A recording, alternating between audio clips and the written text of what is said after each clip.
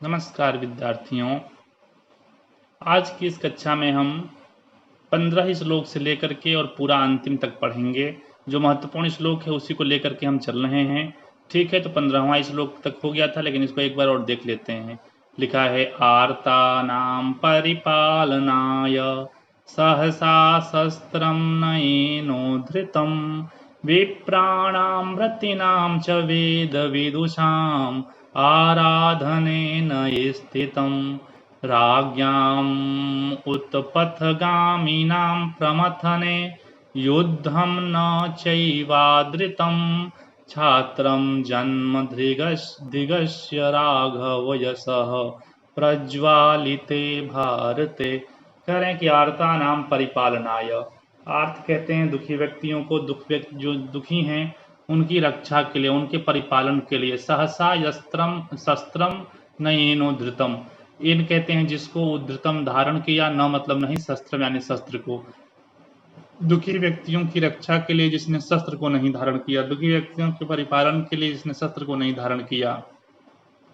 विप्राणाम व्रतिनाम च वेद विदुषाम आराधने न स्थितम, जो विप्रों के, व्रतियों के और वेद विदुषी विद्वानों के आराधन में स्थित नहीं है। जो विप्रों के, ब्राह्मणों के, व्रतियों के और वेद विद्वानों के आराधन में, पूजन में स्थित नहीं है।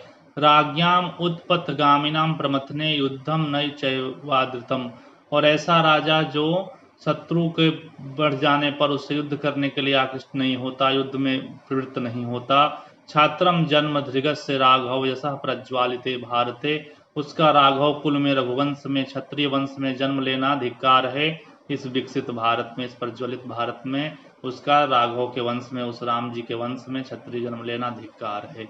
यही बात इसमें कह रहे हैं। अगला श्लोक देख लेते हैं। 15 तक हो गया। 16वां श्लोक देखिए। 20वां है, इंपॉर्टेंट है, टिक लगा हुआ है। इंपॉर्टेंट श्लोक हमने टिक लगा कर रख लिया है। 19वां इंपॉर्टेंट है, 16वां नहीं पढ़ना है, 18वां मत पढ़िए, 19वां पढ़ लिया जाए। लिखा है, परे तो तेजस्विनी धर्मवृत्तौ समादुपाया सफलां भवन्ति न विद्यते दुर्नयशालिनां जये माया प्रयोगात् परा प्रतिक्रिया।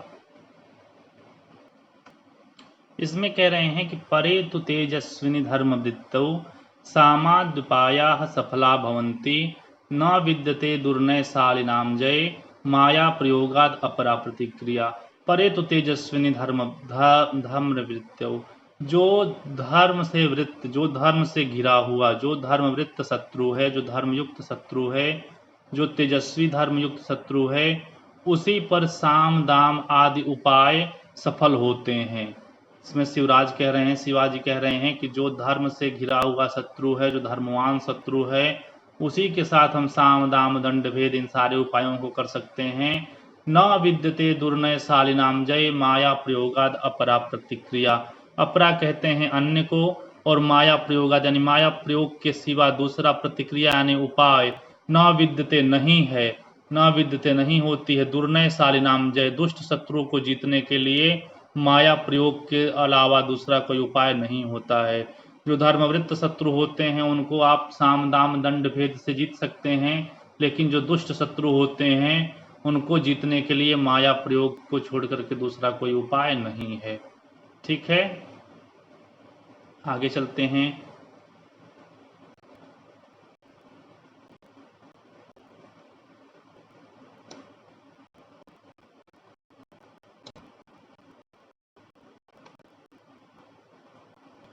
इसमें कह रहे हैं कि धर्मतः प्रतिविधानमात्मनो विप्लवाय वृजिनावृते रिपौ विष्णूनामपि बलिनः सुरद्विषः घातिता प्रत्युगम स्वमायया।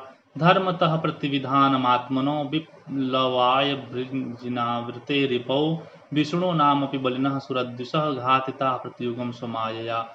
विष्णु नाम, विष्णु जी ने भी, भगवान विष्णु ने भी बलिनः सुरद्विषः, बलवान देवताओं के शत्रुओं को घातिता यानी कि उनका संहार किया था। प्रतियुगम स्वमाया, अपने माया के बल पर ही उनका संहार किया था। विष्णु भगवान ने भी देवताओं के शत्रुओं को अपने माया के बल पर ही संहार किया था। ऊपर वाली लाइन में कह रहे हैं कि धर्मतः प्रतिविधान आत्मनो विप्लवाय वृजनी नावृते रिपौ। कह रहे हैं कि आत्मनो विप्लवाय अपना विनाश करने जैसा होता है, अपना विनाश करने जैसा होता है। धर्मतः प्रतिविधान आत्मनो विप्लवाय, धर्म से युद्ध करना अपना विनाश करने जैसा होता है। वृजनावृते रिपौ, ऐसे शत्रु से जो कि पाप से युक्त हो।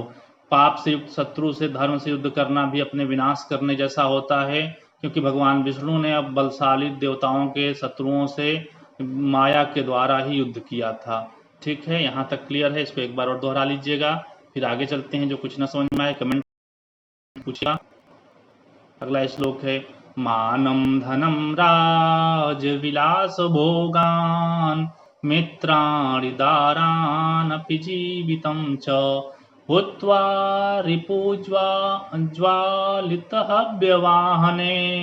संस्थापयिष्ये मम धर्मराज्यम। करें मानम धनम राज विलास भोगान मित्राणि दारान अपि जीवितं च।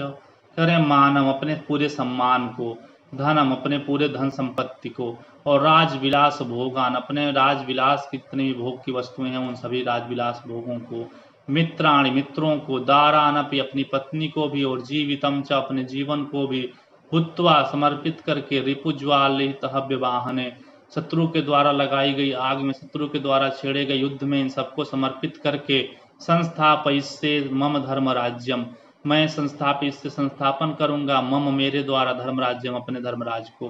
कह रहे हैं कि अपने धर्मराज्य को, अपने राज्य को, अपने स्वराज्य को मैं संस्थापित करूंगा, अपना संपूर्ण मान लगा करके, संपूर्ण धन लगा करके, राज विलास के सभी भोगों को लगा करके, मित्र को, पत्नी को और अपने जीवन को लगा करके, जो शत्रु युद्ध छेड़ा है उसमें इन सबको लगा करके अपने धर्मराज्य को स्थापित करूंगा।